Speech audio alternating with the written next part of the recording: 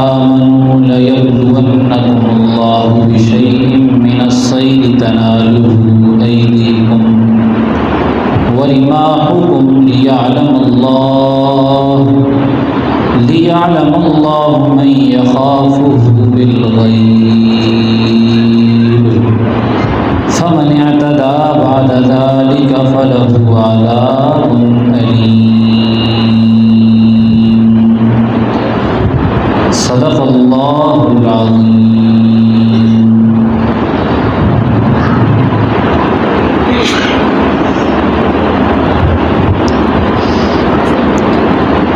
اللهم صل على روح محمد في الأرواح، اللهم صل على جسد محمد في الأجساد، اللهم صل على قبر محمد في القبور، اللهم صل على محمد في أول كلامنا، اللهم صل على محمد في أوسط كلامنا، اللهم صل على محمد في آخر كلامنا، اللهم صل على سيدنا ومولانا محمد وعلى آل سيدنا ومولانا محمد صلاة دائمة مقبولة تؤدي بها عنا حقه العظيم.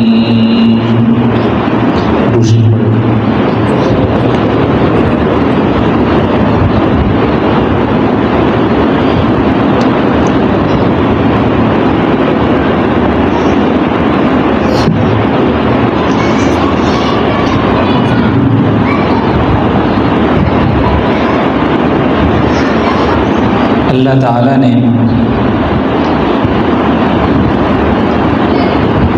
انسانیت کو پیدا کیا، تمام مخلوقات کا سردار بنایا، اور پھر انسان سے ایک چیز کا تقاضا کیا اور وہ فرمایا آمین، ایمان لے آؤ۔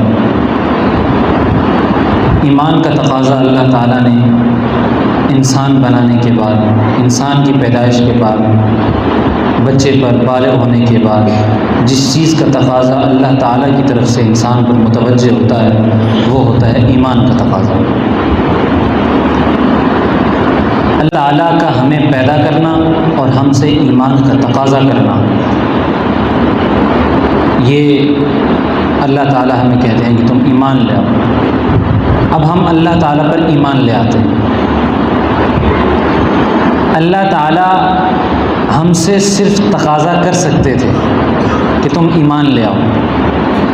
اللہ تعالیٰ کو ہمارے لیے دلائل دینے کی ضرورت نہیں تھی۔ اللہ تعالیٰ قرآن میں کہتے الذی خلق السماوات والارض، جس نے آسمان و زمینوں کو پیدا کیا، تمہارے ناک بنائے، کان بنائے، اتنا وجود بنایا، چرند پرند بنائے، اور الوہیت پر دلائل دیے۔ آج بھی اگر کوئی شخص انکار کرتا ہے تو الوہیت پر دلائل موجود ہیں، قرآن کریم میں موجود ہیں۔ اللہ تعالیٰ نے اپنے ذات کے وجود پر دلائل دیے۔ اب اللہ تعالیٰ کا ہم سے تقاضا تھا کہ ایمان لاؤ، یہ تو اللہ تعالیٰ کا ہم سے تقاضا تھا، صرف تقاضا ہوتا، صرف مطالبہ تھا۔ اب اللہ تعالیٰ کا ہمیں یہ دلائل دکھانا، ہم ایک ایماندار گھرانے میں پیدا ہوئے، مسلمان گھرانے میں پیدا ہوئے، ہمیں بچپن سے سکھایا گیا، اب بھی ہمارے ذہنوں میں یہ بات ہے کہ اللہ تو نے آسمان بنائے، زمین بنائی، ہمیشہ ہم دعا کرتے ہیں تو یہ ہمارے دلوں میں بات آتی ہے، یہ ہمیں سکھائی گئی ایک بات ہے، اور یہ اللہ تعالیٰ ہی کی طرف سے، یہ اللہ تعالیٰ کا ہم پر احسان ہے کہ اللہ تعالیٰ نے ہمارے لیے ایمان لانے میں آسانی کر دی ہے، یہ اللہ تعالیٰ کا ہم پر انعام ہے۔ اب اللہ کو ایمان کیسا مطلوب ہے، اللہ تعالیٰ ایمان چاہتے کیسا ہیں، یہ میں اور آپ روز نماز میں پڑھتے ہیں الذین یؤمنون بالغیب، کہ جو بن دیکھے خدا پر ایمان لاتے ہیں، اللہ کو وہ ایمان مطلوب ہے۔ اب یہ ظاہری چیزیں بھی ہیں، یہ سبب ہیں بن دیکھے ایمان لانے کا، ان سے انسان کو آسانی ہوتی ہے اپنے ایمان کی تکمیل کے لیے، ایمان کو لانے پر۔ اللہ تعالیٰ نے قرآن کریم میں اپنی ذات کے لیے مختلف باتیں بیان فرمائیں کہ میری ذات ایسی ہے، یہ شان ہے، میں متکبر ذات ہوں، سب کچھ میرے لیے کن فیکون، میں کہوں تو سب کچھ ہو جاتا ہے۔ یہ اللہ تعالیٰ کی سب صفات ہیں۔ ان صفات کو دیکھ کر ہمارے دل میں اللہ تعالیٰ کا اعتماد، اللہ تعالیٰ کی ذات کا وجود ذات، اللہ تعالیٰ کی ذات اور اللہ تعالیٰ کی بڑائی ہمارے دل میں مزید اضافہ ہوتا ہے۔ ہم سنتے ہیں اللہ تعالیٰ کی تعریف سنتے ہیں، ہمارے دل میں اس سے مزید اضافہ ہوتا ہے۔ اب اللہ تعالیٰ کہتے ہیں کہ الذین یؤمنون بالغیب، جو لوگ ایمان بالغیب یعنی بن دیکھے مجھ پر ایمان لاتے ہیں، مجھے وہ ایمان چاہیے۔ اب یہ جو محنت ہے، یہ محنت اس لیے ہے کہ ہمارا ایمان بن دیکھے والا ایمان ہو جائے، ہمیں اللہ تعالیٰ سے گلہ شکوہ ختم ہو جائے۔ اب جب بن دیکھے کسی ذات پر ایمان لے آئے تو پھر اس ذات سے گلہ کرنا، اس ذات سے شکوہ کرنا، یہ انسان سے دور ہو جاتا ہے، ختم ہو جاتا ہے۔ ایمان بن دیکھے لایا ہے، جب بن دیکھے کسی ایمان لانا، مکمل ایمان لانا، جب اللہ تعالیٰ پر مکمل ایمان انسان لے آتا ہے تو پھر ذات سے، اللہ تعالیٰ کی ذات سے گلہ اور شکوہ ختم ہو جاتا ہے۔ یہی مطلوب ہے، یہی تکمیل کی سیڑھی ہے، یہاں سے انسان کا ایمان تکمیل کو پہنچ رہا ہے۔ اب اللہ تعالیٰ انسان کو اس کی ایمان کی تکمیل کے لیے کیا کیا مواقع فراہم کرتے ہیں، کہاں کہاں اللہ تعالیٰ انسان کو کیا کون سی جگہیں دکھاتے ہیں، کن کن آزمائشوں میں اللہ تعالیٰ انسان کو ڈالتے ہیں، صرف ایمان بالغیب کے لیے، تاکہ ایمان بالغیب یعنی اللہ تعالیٰ انسان کو دیکھنا چاہتے ہیں کہ کون میرا ہے۔ اب اللہ تعالیٰ نے ہمیں مختلف باتوں کا حکم دیا کہ نماز پڑھنی ہے، زکوٰۃ، حج، فرض ادائیگی جتنی ادائیگی ہیں یہ کرنی ہے، اسے کہتے ہیں امر بالمعروف۔ اور ساتھ ہی اس کے آزمائش کے لیے انسان کی فطرت میں کچھ گناہوں کی طرف تبھی میلان رکھ دیا، کچھ چیزوں کی طرف تبھی میلان رکھ دیا اور اس سے رکنے کو نہیں، عن المنکر کہہ دیا کہ منکرات سے بچنا ہے۔ اب جو امر بالمعروف ہے، نیک کام ہے، وہ تو ہم کریں گے، نیک کام کا ہمیں حکم ملتا ہے، ہم وہ نیک کام کرتے ہیں، یہ تو ہمارا اپنا فعل ہے، کسی کام کرنا ہے۔ اب ہمارا جہاں آزمائش ہے وہ یہ ہے کہ ہم کسی بری بات سے رکتے کیسے ہیں، یہاں پر ہماری آزمائش ہے۔ اللہ تعالیٰ قرآن کریم میں ایک جگہ فرماتے ہیں، آیت میں نے تلاوت کی، اے ایمان والو، اللہ تعالیٰ تم کو آزماتے ہیں شکار سے۔ حج کی حالت حرام میں شکار ممنوع ہے کہ حالت حرام میں انسان شکار نہیں کر سکتا۔ اس دور میں جب انسان حالت حرام میں ہوتے تھے حجاج کرام، تو اس وقت اگر بے شک ان کو بھوک بھی لگی ہوتی لیکن ان کے سامنے کوئی ہرن یا کوئی کبوتر یا ایسی کوئی کھانے والی چیز آ جاتی تو اس کا شکار نہیں کر سکتے تھے، ان کے لیے ممنوع تھا۔ آج کل کے دور میں تو اتنا رواج نہیں ہے، لیکن اس وقت اس کا رواج تھا، کھانے کے لیے اور تو چیزیں نہیں ہوتی تھیں، شکاری کیا کرتے تھے لوگ۔ تو اگر بھوک بھی لگ رہی ہے اور ہرن بھی آہستہ آہستہ پاس سے گزر رہا ہے، تیر بھی موجود ہے، ترکش بھی ہے، سخت بھوک لگی ہے لیکن اس پر نہیں چلانا، یہ تھا آزمانا۔ اس کی مثال لے لیں اپنی زندگی میں کہ ہمیں گناہوں کے مواقع ملتے ہیں۔ اب ہمیں اور ہر انسان کو اللہ تعالیٰ گناہوں کے مواقع اللہ تعالیٰ دیتے نہیں ہیں، اللہ تعالیٰ انسان کو دور رکھتے ہیں گناہوں سے، لیکن آزمانے کے لیے انسان کے پاس یہ چیزیں مزین ہو کر آتی ہیں شیطان کے ذریعے سے۔ انسان کو سب سے زیادہ گناہوں کا موقع تنہائی میں ملتا ہے۔ اللہ تعالیٰ انسان کو آزماتے ہیں تنہائی میں، اللہ تعالیٰ فرماتے ہیں لَيَبْلُوَنَّكُمُ اللَّهُ بِشَيْءٍ مِّنَ الصَّيْدِ تَنَالُهُ أَيْدِيكُمْ وَرِمَاحُكُمْ لِيَعْلَمَ اللَّهُ مَن يَخَافُهُ بِالْغَيْبِ۔ اس کو جدا کر دیا پیچھے سے کہ ہم نے آپ کو جو شکار سے منع کیا ہے، مقصد کیا ہے اس کا؟ کیوں شکار سے ہم نے آپ کو منع کیا؟ حالانکہ ظاہراً اگر دیکھی جائے کوئی حکمت ہمیں نظر نہیں آتی ایسی، کھانا ہی کھانا ہے، شکار سے کیوں حج کے دوران منع کیا؟ اب اس میں مختلف باتیں ہیں۔ اللہ تعالیٰ چاہتے ہیں کہ میں نے تمہیں شکار سے منع اس لیے کیا لِيَعْلَمَ اللَّهُ مَن يَخَافُهُ بِالْغَيْبِ، تاکہ میں تمہیں ان لوگوں سے جدا کر دوں جو لوگ مجھ پر بن دیکھے ایمان نہیں لاتے اور جو مجھ پر بن دیکھے ایمان لاتے ہیں۔ لِيَعْلَمَ اللہ تعالیٰ تاکہ جان لیں، تاکہ جدا کر دیں ان لوگوں کو جو مجھ سے ڈرتے ہیں اور جو مجھ سے نہیں ڈرتے، جو مجھ سے بن دیکھے ڈرتے ہیں اور جو مجھ سے بن دیکھے نہیں ڈرتے۔ اب اللہ تعالیٰ انسان کو تنہائی میں گناہوں کے مواقع دیتے ہیں دیکھنے کے لیے۔ بلندی درجات ویسے نہیں ہوتی، آج کچھ کھونا پڑتا ہے کچھ پانے کے لیے، انسان کو کوشش کرنی پڑتی ہے، محنت کرنی پڑتی ہے، راتیں کاٹنی پڑتی ہیں، مشکلات سہنی پڑتی ہیں اللہ تعالیٰ کی ذات کو پانے کے لیے۔ اللہ تعالیٰ نے ہمیں تنہائی میں ہمارے پاس بدنظری کا آلہ ہمیں دیا ہوا ہے۔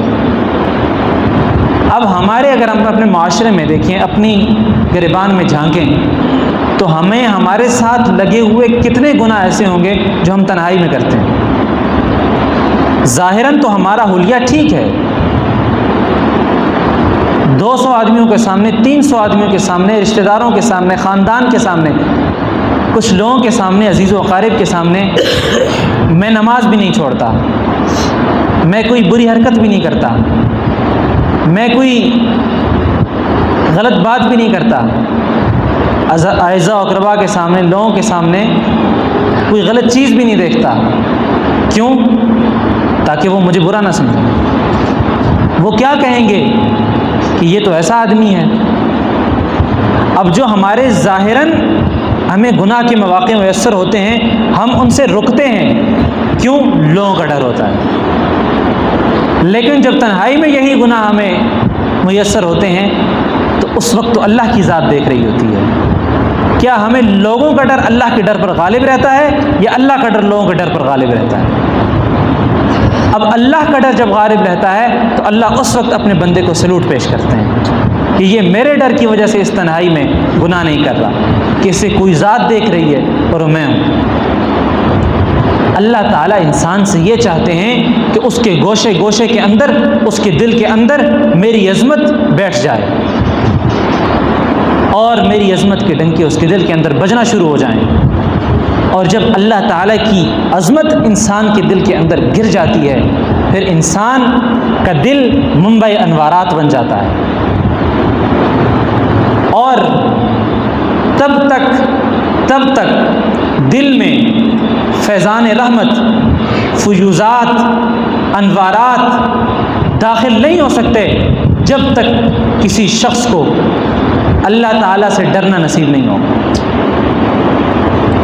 ہم نے کتنی دفعہ دیکھا، ہم بات اکثر کرتے بھائی وہ بات سمجھتا ہی نہیں ہے، وہ بات مانتا ہی نہیں ہے، اس کو ہماری بات سمجھ نہیں آتی۔ ماں باپ اولاد کے بارے میں کہتے ہیں، کوئی استاد شاگرد کے بارے میں کہتا ہے، کوئی بڑا چھوٹے کے بارے میں کہتا ہے، ہم تو اس کو سمجھا کے تھک گئے ہیں، بات اثر نہیں کرتی۔ اب دنیا میں جتنے بھی گمراہ فرقے ہیں، ہزاروں مناظرے ان کے ساتھ ہو جائیں، بہت کم ایسے لوگ ہیں کہ جو توبہ طائب ہوئے ہیں۔ وجہ کیا تھی؟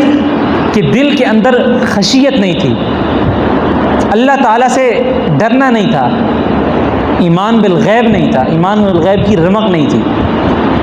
جب ایمان بالغیب کی رمق نہیں ہوتی اندر تو دل زنگ آلود ہوتا ہے۔ پھر جب دل زنگ آلود ہوتا ہے، پھر وہ ایک بیریئر ہوتا ہے۔ جیسے آپ سلم سے بڑا فصیح اللسان کون ہو سکتا ہے؟ آپ سلم سے بڑا صاحب توجہ کون ہو سکتے ہیں؟ آپ سلم کفار سے بات کرتے تھے تو اللہ تعالیٰ کہتے ہیں اب وہ ان کو ایمان کے قرآن کریم سے، اب قرآن کریم بعض اوقات ابھی بھی اگر ہم سنتے ہیں، پڑھتے ہیں، تو ہمارے دلوں کے اندر ایک نورانیت پیدا ہوتی ہے، ہمارے دل میں اندر قرآن کی بات اترتی ہے، ہمارے اعمال درست ہو جاتے ہیں۔ لیکن وہ وقت جب آپ صلی اللہ علیہ وسلم اپنی زبان مبارک سے براہ راست قرآن سناتے تھے اور براہ راست وحی اترتی تھی، اور سامنے بیٹھے ہوئے کفار ان کے دل پر آنچ بھی نہیں آتی تھی، سنتے ہی نہیں تھے بات، ان کو اثر ہی نہیں کرتی تھی بات۔ اب صاحب توجہ آپ صلی اللہ علیہ وسلم سے بڑی ذات کوئی نہیں، قرآن کریم سے بڑی کتاب کوئی نہیں، اور جب اتر رہی ہے تب ان کے دلوں پر، تب ان پر نازل ہو رہی ہے، اور آپ صلی اللہ علیہ وسلم ان کو سنانے والے ہیں، فصیح اللسان۔ آپ صلی اللہ علیہ وسلم کی تقریر، کیا خطاب تھا، کیا باتیں تھیں، انمول باتیں ہیں، قیامت تک کے لیے مشعل راہ ہے، لیکن باوجود اس کے وہ مزید عداوت پہ اترتے جا رہے تھے۔ اللہ تعالیٰ نے قرآن کریم میں خود کہا کہ آپ کے اور ان کے درمیان ایک پردہ ہے جو نہ ان کو نظر آ رہا ہے، ان کو نظر نہیں آ رہا، لیکن وہ ایک پردہ ہے، وہ بات جاتی ہے، دل پر ٹکراتی ہے، اور دل زنگ آلود ہے، زنگ کی وجہ سے اندر نہیں جاتی، وہ باہر ہی نکل جاتی ہے۔ یہ ہے پردہ، دل کے اوپر زنگ کا ہونا، یہ ہے پردہ جس کو قرآن کریم میں تذکرہ ہے۔ اب یہ دل کے اوپر زنگ چڑھتا ہے، انسان ہے، گناہ ہوتے ہیں، انسان خطا کا پتلا ہے۔ اب ہم اس دل کو زنگ آلود کرنے کے بعد کیا اس دل کے اندر فیوزات، رحمت اور انوارات، اس کے داخلے کے لیے ہم کون سا راستہ اپنائیں اور ہم کیا کریں؟ اللہ تعالیٰ نے آپ صلی اللہ علیہ وسلم کے بارے میں فرمایا، هو الذی بعث فی الامیین رسولا منہم یتلو علیہم آیاتہ ویزکیہم۔ نبوت کا ایک بڑا مقصد تزکیہ تھا۔ تزکیہ کہتے ہیں دل کے اندر گندے خیالات کو ختم کر دینا، سلب کر دینا، جیسے صحابہ اکرام رضوان اللہ علیہ مجمعین کی جو ذات ہے۔ اب آپ صلی اللہ علیہ وسلم کی بعثت سے پہلے اب یہی صحابہ ہیں کہ اپنی جنگوں میں، کفار کی جب جنگیں ہیں، جنگیں بھی لڑتے ہیں، قبل از اسلام بتوں کی پوجا بھی کرتے ہیں، قبل از اسلام بچیوں کو زندہ درگوہر بھی کرتے ہیں، ساری وہ خرافات جو مشرکین میں موجود تھیں اس وقت کے مشرک کرتے تھے۔ لیکن آپ صلی اللہ علیہ وسلم کی جب ذات بعثت ہوئی تو ایک تو اللہ تعالیٰ کا چناؤ تھا، ان لوگوں میں اللہ تعالیٰ، ابو جہل بھی وہیں رہتے تھے، عمر بن خطاب بھی وہیں رہتے تھے، ابوبکر صدیق بھی وہیں رہتے تھے، ولید بن مغیرہ بھی وہیں رہتا تھا، ابی بن خلف بھی وہاں رہتے تھے۔ اللہ تعالیٰ نے چنا تو عثمان غنی کو چنا، صحابہ کی جماعت کو چنا۔ یہ تو اللہ تعالیٰ کے ان اللہ یجتبی من یشاء من عبادہ، اللہ تعالیٰ اس کو چاہتے ہیں اپنے بندوں میں سے چن لیتے ہیں، اللہ تعالیٰ کا احسان ہے۔ بہرحال آپ صلی اللہ علیہ وسلم کی جب توجہ ان کے دلوں پر پڑتی تھی تو آج اکثر لوگ کسی حالت میں آتے ہیں، کسی صحبت میں بیٹھتے ہیں، اللہ والوں کی صحبت میں بیٹھتے ہیں تو ان کی زندگی یکایک تبدیل ہو جاتی ہے۔ تو جب آپ صلی اللہ علیہ وسلم کی صحبت میں صحابہ بیٹھتے ہوں گے تو ان کی دل کے اندر کیا انقلاب برپا ہو جاتا ہوگا۔ اس لیے تو وہ جنتی نہیں بنے، وہ پڑتاؤ انوار کا، رحمتوں کا، وما ارسلناک الا رحمۃ للعالمین، جو پورے جہانوں کے لیے رحمت تھا، جو پاس بیٹھے ہوں گے انہوں نے کیا پایا ہوگا۔ تو وہ زنگ اترتا تھا، پھر وہ دل منور ہو جاتا تھا، اور وہ دل جب منور ہو جاتا تھا تو وہ دل اتنا منور ہوا، اتنا روشن ہوا کہ صحابہ جس کے پاس جاتے تھے تو اس کو یوں کہتے تھے کہ کونوا مثلنا، ہماری طرح ہو جاؤ، ہماری طرح ایمان لے آؤ، تو وہ ان کی طرح ایمان لے آتے تھے، ان کو مزید کسی بات کی ضرورت نہیں پڑتی تھی۔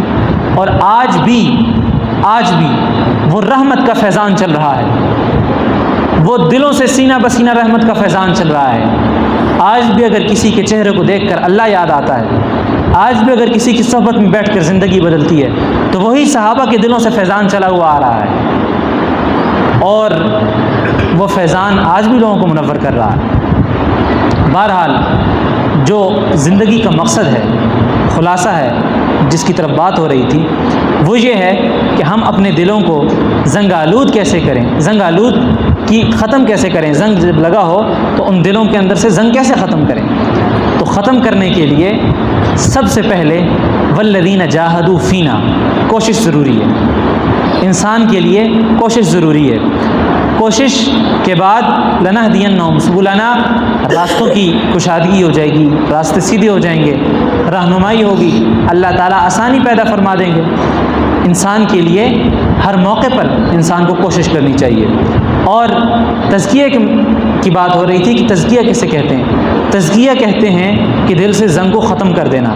جب دل سے زنگ ختم ہو جاتا ہے پھر اس کے بعد ہمیں ذکر کر کے اس کے اندر انوارات کو جمانا ہے، صحبت کو اختیار کر کے رحمت و فیوزات کا اسے ڈیرا بنانا ہے، تاکہ ہمارے دل ہمیں گناہوں کی طرف میلان نہ کریں۔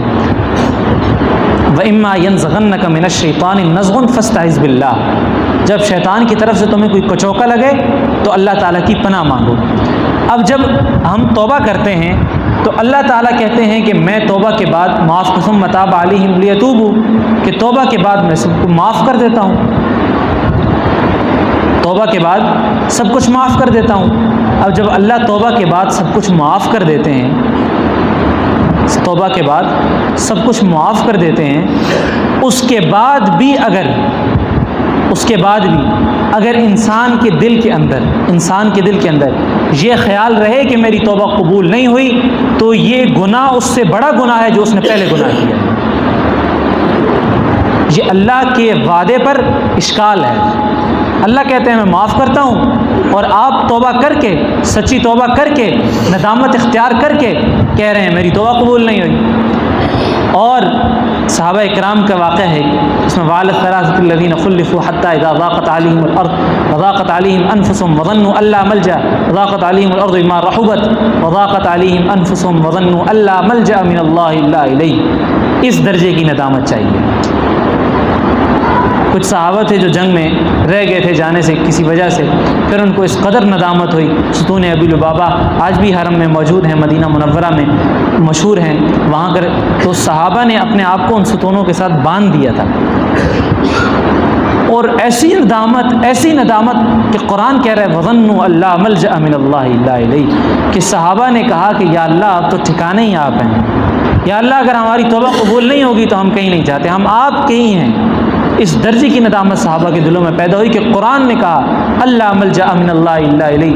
قرآن جن کے بارے میں کہے کہ وہ کہتے ہیں کہ ہمارا ٹھکانہ ہی کوئی نہیں اللہ کے علاوہ، جن کا یہ گمان تھا، تو اللہ تعالیٰ کہتے ہیں جب انہوں نے یہ ندامت اختیار کی ثم تاب علیہم لیتوبوا، تو میں نے معاف کر دیا ان کو، ان کی توبہ قبول کر دی۔ اب جب ہم توبہ کے لیے توبہ کرتے ہیں، اللہ تعالیٰ توبہ کا موقع دے، ہر وقت موقع دے۔ فتاوی شامی میں لکھا ہے کہ فتنوں کا دور ہے، اس وقت ہمیں ہر روز اپنے ایمان کی تجدید کرنی چاہیے، روز توبہ کرنی چاہیے، ہر لمحے توبہ کرنی چاہیے۔ تو اگر ہم توبہ کرتے ہیں اور توبہ کرنے کے بعد ہم اپنے دل کے اندر یہ گمان محسوس کرتے ہیں کہ ہماری توبہ قبول نہیں ہوئی، مثلا ایک گناہ کیا، اللہ تعالیٰ سب کو بچائے، گناہ کے بعد دل میں ندامت آئی، خیال پیدا ہوا، توبہ کر دی، اور توبہ کے لیے نوافل کا اہتمام ہو، صلاۃ التوبہ ہو، یہ سب ٹھیک ہے، لیکن صلاۃ التوبہ سے پہلے بھی توبہ کر دینی چاہیے۔ ضروری نہیں ہے کہ صلاۃ التوبہ کا انتظار کرے انسان، ندامت ہی انسان کی توبہ ہے۔ گناہ کے بعد دل میں ندامت پیدا ہوئی، سچی ندامت تھی کبھی نہیں کروں گا، اللہ تعالیٰ اسی وقت انسان کے سارے گناہوں کو معاف کر دیتے ہیں۔ دل میں اگر حدیث مبارکہ کا مفہوم ہے کہ دل کے اندر اگر انسان کے ندامت پیدا ہو گئی، یا اللہ مجھ سے گناہ ہو گیا، سچی ندامت، اللہ تعالیٰ سارے گناہوں کو معاف کر دیتے ہیں۔ یہ ہے توبہ ہو گئی۔ اب ہم سب اپنے دلوں میں یہ خیال کرتے ہیں یا اللہ اگر ہم سے کہیں بھی صغیرہ کبیرہ گناہ ہو یا اللہ ہمیں معاف کر دے، تو توبہ ہو گئی۔ اب توبہ کے بعد ہم دھل گئے۔ اب توبہ کے بعد اگر ہم اپنے دل کے اندر یہ گمان محسوس کرتے ہیں کہ ہماری توبہ قبول نہیں ہوئی، کس طرح کرتے ہیں؟ ہمارا مزاج یہ ہے کہ ہم توبہ کے فوراً بعد سمجھتے ہیں کہ انوارات و فیوزات شروع ہو جائیں اور ہم فوراً نیک اعمال کی طرف دوڑنے لگ جائیں، نمازوں کی طرف دل مائل ہونے لگ جائے۔ یہ ہمارا توبہ سے مطالبہ ہوتا ہے ہمارا کہ توبہ فوراً ہمیں، جو دل کے اندر زنگ لگا ہوتا ہے، تو اللہ تعالیٰ کو اصول اللہ تعالیٰ نے زمین و آسمان 6 دنوں میں بنائے ہیں، تو دل کو بھی آہستہ آہستہ زنگ ختم کریں گے اللہ تعالیٰ۔ تو فوراً یک دم میں کچھ بھی نہیں ہوتا۔ اللہ تعالیٰ قادر تھے زمین و آسمان ایک لمحے میں بنانے پر، لیکن اللہ نے 6 دنوں میں بنائے امت کو سکھانے کے لیے کہ ہر چیز آہستہ آہستہ کرنی ہے، تدریجاً، آہستہ آہستہ، ہر کام آہستہ آہستہ ہوتا ہے۔ جو کام آہستہ آہستہ ہوتا ہے اس میں خیر ہوتی ہے، شیطان کی طرف سے عجلت ہوتی ہے، جلتی شیطان کی طرف سے ہوتی ہے۔ تو اب آہستہ آہستہ انسان کے، اب اللہ تعالیٰ توبہ قبول فرماتے ہیں، پھر اس کے بعد دیکھتے ہیں کہ انسان کوشش کیا کرتا ہے۔ اب توبہ قبول کی، نیکوں کی صحبت میں بیٹھے، نیک لوگوں کے پاس گئے، پھر اس کے بعد ہمارے لیے آسانی پیدا ہوگی۔ نیک لوگوں کی صحبت میں بیٹھے، اس سے یہ ہوا دل میں مزید انوارات، فیوزات، برکات کا نزول ہوتا ہے، دل خوش ہوتا رہتا ہے۔ ایک دن آتا ہے کہ انسان کا دل منبع انوارات بن جاتا ہے۔ اب ہمارے لیے یہ وقت ہے کہ ہم کتنا اس کو اختیار کرتے ہیں۔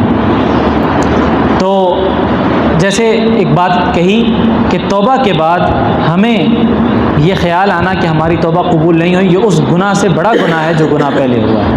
اس لیے توبہ کے بعد انسان کو اللہ تعالیٰ سے امید رکھنی چاہیے کہ میرے سارے گناہ دھل گئے ہیں اور اس وقت اگر میری موت آئے گی تو ایمان پر آئے گی۔ اب اللہ تعالیٰ نے یہ توبہ اور اس کے بعد دل کا منبع انوارات بن جانا، اس کو تعبیر کیا ہے گندی چیزوں کا نکل جانا، اس کو تعبیر کیا ہے تزکیہ سے۔ اور تزکیہ جو ہے وہ اللہ تعالیٰ کے اختیار میں ہے، وہ اللہ تعالیٰ جس کو چاہیں گے نصیب کریں گے، لیکن ہمارے ذمے لا یکلف اللہ نفسا الا وسعها، ہمارے ذمے کوشش ہے، ہم کوشش کریں گے۔ اللہ تعالیٰ فرماتے ہیں الم تر الی الذین یزکون انفسهم، کبھی بھی اپنے آپ کو نفس کی یہ نہ کہو۔ اللہ تعالیٰ فرماتے کیا تم ان لوگوں کی طرف نہیں دیکھتے جو اپنا تزکیہ خود کیے پھرتے ہیں؟ بل اللہ یزکی من یشاء، اللہ تعالیٰ جس کا چاہتے ہیں تزکیہ کرتے ہیں۔ ولا یظلمون فتیلا، اور اللہ تعالیٰ رتی برابر بھی ظلم نہیں کرتے کسی پر، یعنی جو تزکیہ کا طالب ہوگا اللہ تعالیٰ اس کا تزکیہ کریں گے۔ فلا تزکوا انفسکم واعلم بمن اتقی، تزکیہ کی کوشش پہلی سیڑھی، تزکیہ کی کوشش کے بعد دوسری سیڑھی اپنے آپ کو طالب سمجھنا، اپنے آپ کو کامل نہ سمجھنا، اپنے آپ کو کامل نہ سمجھنا، کیونکہ اللہ تعالیٰ کہتے ہیں فلا تزکوا انفسکم، کہ تم اپنا تزکیہ خود نہ کرو، خود نہ کرتے، اس کا مطلب کیا؟ خود نہ کرتے پھرو، یعنی اپنے آپ کو یہ نہ سمجھو کہ میرا تزکیہ ہو چکا ہے۔ ہوا اعلم بمن اتقی، قیامت کے دن میں تمہیں بتاؤں گا کہ کون تزکیہ، کس کا تزکیہ ہوا تھا، کون تقوی دار تھا، یہ قیامت کے دن پتہ لگے گا۔ ہمارے ذمہ کوشش ہے، ہم کوشش کرتے رہیں گے، اللہ تعالیٰ ہمارے لیے تزکیہ کو آسان فرمائیں گے۔ وآخر دعوانا الحمدللہ رب العالمین۔